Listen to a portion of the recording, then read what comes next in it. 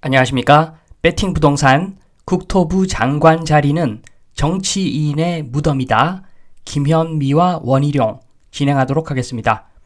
있는 그대로 왜곡 없이 있는 그대로 말씀을 드리겠습니다. 뉴스부터 보겠습니다. 최근 뉴스인데 나경원 씨가 원희룡 내년 총선 출마는 당연하다 이런 이야기를 최근에 했습니다. 제가 보기에도 원희룡 장관 내년 총선 출마는 당연합니다. 그런데 최근의 집값 흐름을 보면 원희룡 장관 위태위태한 그런 상황일 수가 있습니다. 다른 뉴스를 보겠습니다. 지금 상황이죠. 지금 위태위태한 상황을 여실하게 보여주는 뉴스입니다. 50년 주담대인데 DSR 산정은 40년 기준으로 하겠답니다. 정부의 입김이 작용했겠죠. 50년 주담대 형태로 50년 원리금 상환하는 그러한 대출의 형태이긴 한데 DSR 산정할 때만 40년 기준으로 하겠답니다. 완전한 모순이고 이상한 형태의 대출이죠. 정말 이상한 형태의 대출인데 요것은 지금 상황이 이렇다는 겁니다. 정부는 이런 마음이죠. 대출은 계속 받아서 집을 사라. 그런데 너무 많이 받지는 마라. 이상한 스탠스를 취하고 있는 것이 지금 정부 입장인 것 같습니다. 왜 이렇게 어정쩡한 스탠스를 취하고 있는가? 간단합니다. PF 문제. 아직까지 PF 문제는 해결된 것이 아닙니다. 캐피탈사, 부동산 PF 연체율 경고 등 캐피탈사뿐만 아니죠. 저축은행도 마찬가지죠. 그래서 상황이 결코 좋지 않기 때문에 지금 상승세다 이런 이야기는 언론에서 많이 하고 있지만 사실은 그 이면에는 굉장히 큰 위험이 아직까지 도사리고 있다는 겁니다. 그래서 한국 부동산 상황을 정리하면은 간단하게 이렇게 정리가 됩니다. 일단 선수들 입장에서 부동산 사업이 두 가지가 있죠. 이미 착공한 PF 사업이 있고 미착공한 PF 사업이 있습니다. 그런데 이미 착공한 PF 사업은 어떻게든 끝장을 봐야 됩니다. 그래서 지금 정부가 엄청나게 도와주고 있죠. DSR 규제 풀어주고 완화해주고 엄청나게 도와주고 있습니다. 그래서 이러한 분위기를 몰아서 개인에게 물량 넘기기를 진행하고 있는 상황입니다. 이미 착공을 했으니까 무조건 넘겨야 되고 또 개인은 잘 모르는 사람들이 많기 때문에 지금 물량을 받아주고 있는 상황이죠. 그런데 미착공 PF 사업 요거는 삽을 뜰 용기가 안 나죠. 그래서 DC를 많이 해가지고 다른 선수들한테 팔려고 하는데 정부가 아무리 도와줘도 요거는 해결이 잘 안 될 겁니다. 왜냐하면 선수가 아닌 사람들한테 물건 팔 때는 쉽게 팔 수가 있는데 선수가 선수한테 물건을 팔려면 정말로 많이 DC한 것보다도 더 많이 DC를 해야지 살까 말까 그런 상황이기 때문에 지금 요 그림 자체가 굉장한 모순이죠. 엄청난 모순이고 정부는 지금 부동산을 잘 모르는 불인이들한테 엄청난 잘못을 하는 것일 수가 있습니다.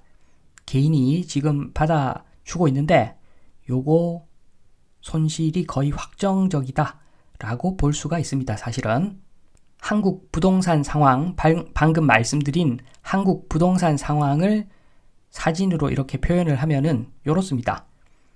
아이스크림 튀김이죠. 겉은 뜨거운데 속은 차갑습니다. 지금 딱 요 상황입니다.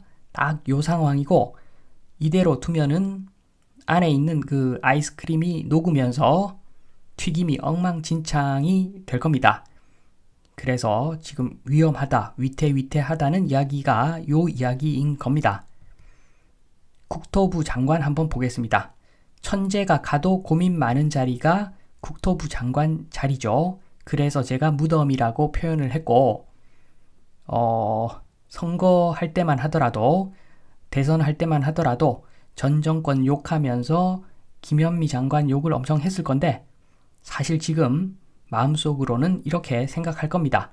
표현은 절대 못하지만 정치적 문제로 내심 이해는 된다. 동병상련이죠. 입장을 아마 굉장히 이해를 지금 내심 할 겁니다. 똑같이 지금 당하고 있는 상황이기 때문에.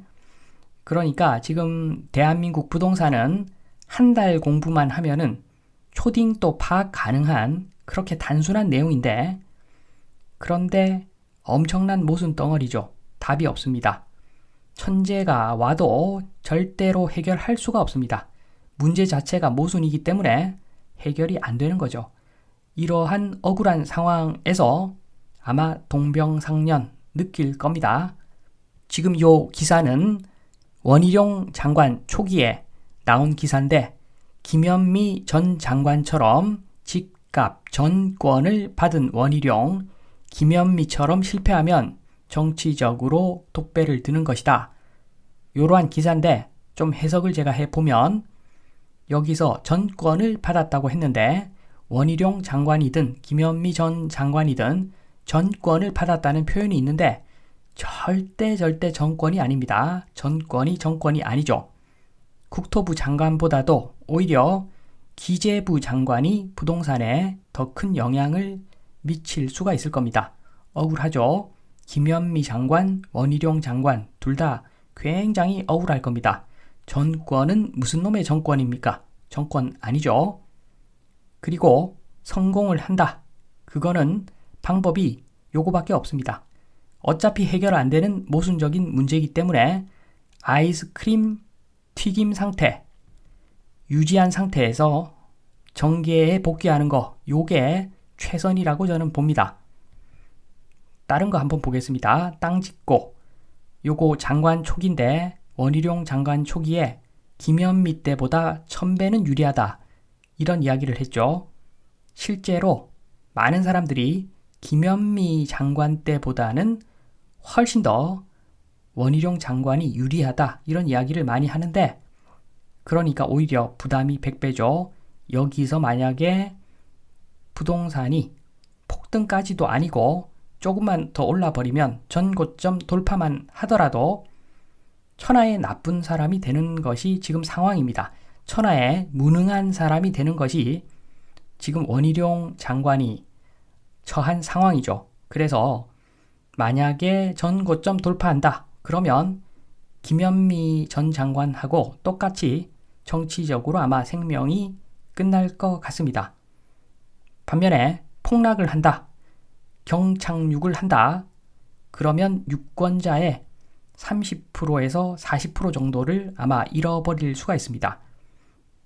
많이 잡았을 때 40%, 적게 잡아도 30%는 원희룡 장관에게 등을 돌리겠죠.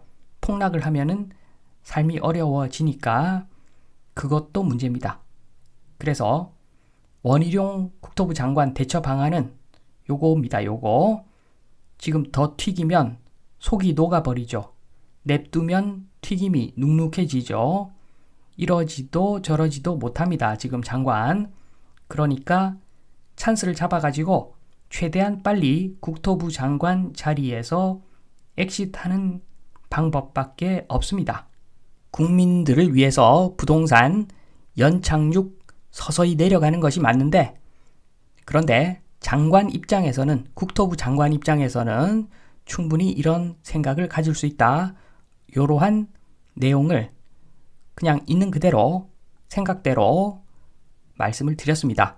김현미 장관도 원희룡 장관 못지않게 억울할 수 있다. 이런 말씀까지도 드리면서 이만 마치도록 하겠습니다. 감사합니다.